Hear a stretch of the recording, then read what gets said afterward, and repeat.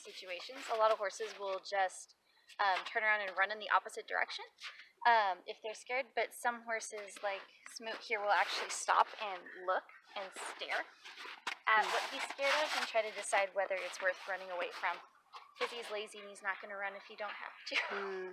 Really, horses smell death almost immediately. In fact, a lot of horses that do the hunting packing trips have to be trained to not react in fear to the smell of death.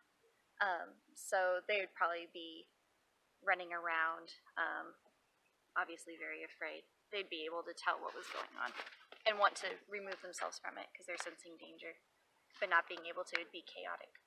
Would you be? A lot of the horses would be running away, but I mean, if you're talking about having them in corrals, that's a really short space, and I mean, it's not improbable to think that a horse would fight back, or at least, you know, run at the threat. You can always tell when a horse is gonna kill you because their ears will be pinned back against their head and they've got their teeth showing, and like that's gonna take somebody out very easily. And they tend to strike with their front legs, so I mean, it would not have been. It's not like they've lined up waiting to be clubbed in the head.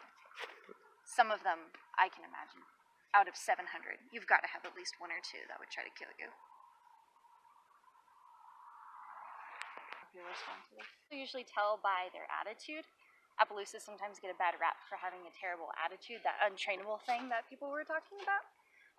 But in reality, they're just too smart to do what you want them to do without needing a good reason. Billy, I'll tell him what to do, and he doesn't need a good reason. Smoot needs a reason for why I'm going to ask him to do something out of the ordinary. And I love that. I think that just shows an insane amount of intelligence.